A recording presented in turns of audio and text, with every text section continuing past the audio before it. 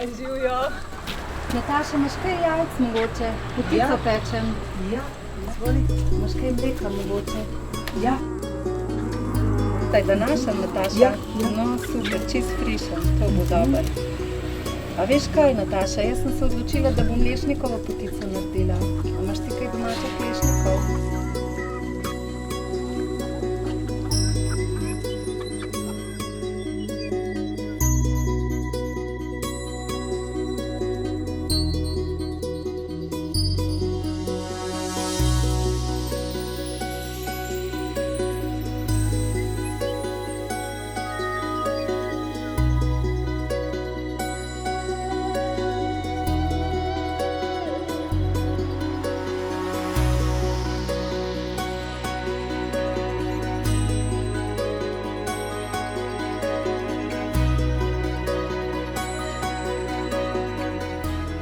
Potica, naše slovensko praznično pecivo, slovi za kar zahtevno kulinarično spretnost, ampak načeloma to niti ni res. Vse, kar potrebujemo, je malce spretnosti, nekaj časa in seveda malce poguma. Sicer pa imamo skoraj vse sestavine, ki jih potrebujemo, vedno v domači shrambi. V mlačno mleko damo eno res veliko žlico medu in vmešamo še kvas. Jaz bom uporabila suh kvas, če pa uporabljamo svežega, potem pa moramo malce počakati, da se razpusti in da kvasec začne naraščati.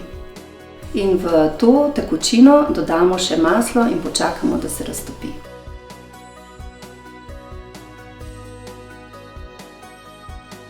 Dodatek limonine lupinice naredi potico bolj svežo. Uporabljamo pa vedno ekološko pridelano limono. Če je nimamo, potem je bolje, da kupimo limonino lupinico v prahu in jo imamo ponavadi na zalogi. Dodatek limonine lupinice naredi potico svežo, zato je to res nujen dodatek. Res pa je, da je najbolje, se pravi skoraj nujno, da uporabimo ekološko pridelane limone. Ni jih vedno na voljo, zato si lahko pomagamo tudi z limonino lupinico v prahu. Sicer pa tu in tam le kupimo ekološke limone, jih lepo ožamemo, ko jih potrebujemo in polovice limon damo v zmrzovalnik in ribamo kar zamrznjene. Tako bodo najbolje ohranile svojo aromo. V skledo mešalnika smo natresli moko, dodali naribano limonino lupinico, zdaj bomo pa dolili še kvasec, dodali rumenjake in ščepec soli. Soli nikoli ne dodajamo direktno k kvascu, zaradi tega, ker se ne razumeta najbolje, malce premešamo, pa potem dodamo sol.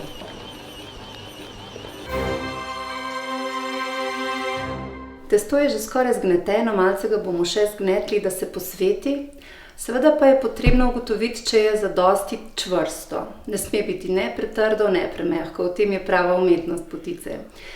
Testo se ne sme lepiti ne na skledo, ne na prste. Če se lepi, dodamo pač še malce moke, če je pa pretrdo, pa še malce tekočine. Ko je testo dovolj zgneteno, je tako svetleče, mehko in pripravljeno, da vzhaja počiva. To pomeni, da se njegov volumen poveča za še enkrat. Damo ga v skledo, skledo pokrijemo, lahko je to pokrovka, lahko je to krožnik, karkoli, tako da malce zraka še prihaja noter in damo nekam na toplo. Medtem ko testo počiva oziroma vzhaja, mi pripravimo nadev. Najprej moramo zmleti lešnike. V našem primeru seveda drugače bi lahko tudi orehe ali pa mandlje ali pa mak, karkoli bi se polotili za nadev. Imamo dve možnosti, lahko meljemo na mlinček, se pravi ročni mlinček, pravi mlinček za orehe, ali pa poenostavimo stvar in meljemo z kavnim mlinčkom.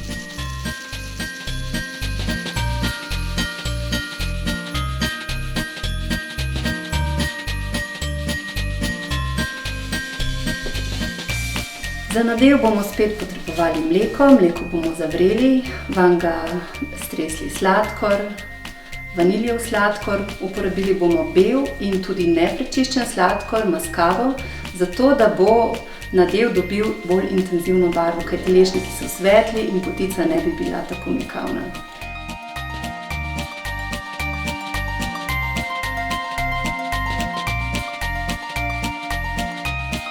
Medtem ko se lešnikova zmes ohlaja, bomo mi stepli beljake. Na nadevu bomo dodali tudi limonin sok in seveda ga bomo začinili z malce ruma. Za stiskanje limon ne potrebujemo ožemalnika, pač pa so nam za to, da prestrežemo limonine peške, dovolj kar prsti.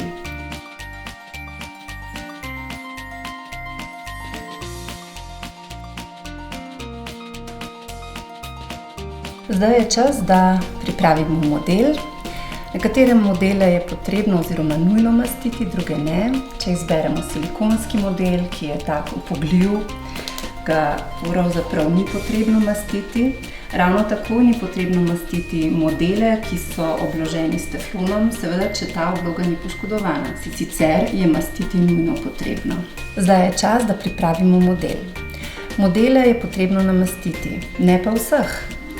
Silikonski model, na primer, ni potrebno, ravno tako ne teflonskega. Seveda tistega, ki je obložen s teflonom in to s tako oblogo, ki še ni poškodovana. Sicer ta model ravno tako namastimo kot drugega. Največ pozornosti pa bomo namenili pri namaščevanju modela, ki je narejen iz gline. Če pa je maščobe vseeno preveč, jo obrišemo kar enostavno z robčkom.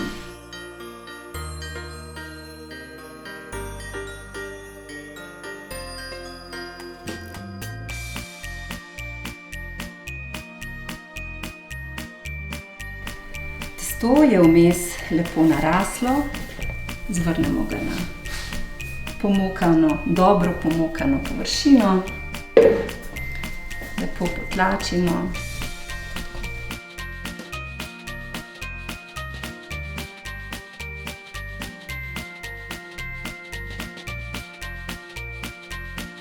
Pri valjanju testa sem res pazila, da je testo enakomerno debelo razvaljeno, kajti to bi nam kasneje delalo lahko težave.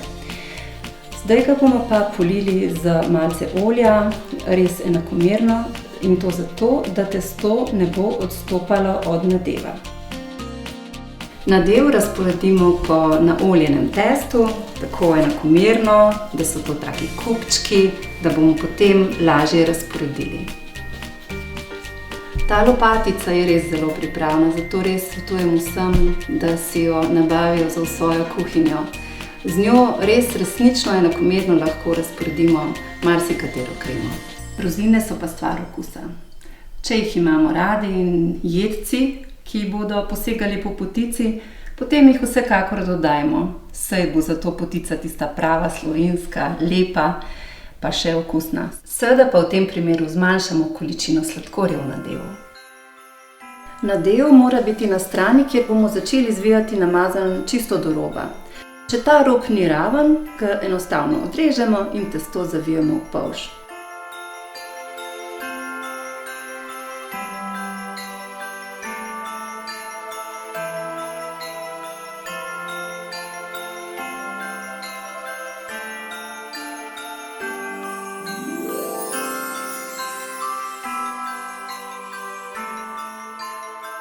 Če se želimo izogniti malce zahtevnejšemu vlaganju potice v okrogu model, lahko seveda spečemo potico v pravokotnem, širšem modelu, enostavno jo prerežemo čez polovico in vložimo. Zdaj pa sledi prebadanje potice. To je zelo pomembno. Pomembno je, da potico prebodemo res do dna in to na veliko mestih. Kajti s tem bomo preprečili, da se nam v potici pojavijo luknje. Radi rečemo tudi, da se po naši potici podijo miši.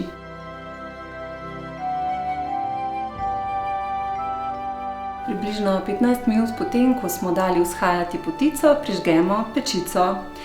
In seveda prižgemo jo na navadno gretje.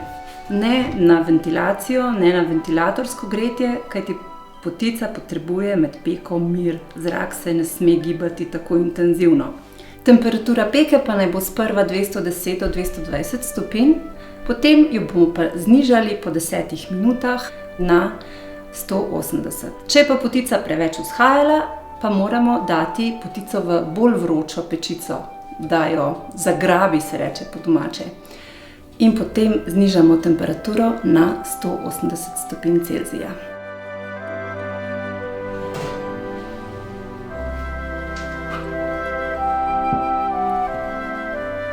Potica je pečena, 5 minut smo jo pustili še v ugasnjeni pečici, da se počasi ohlaja.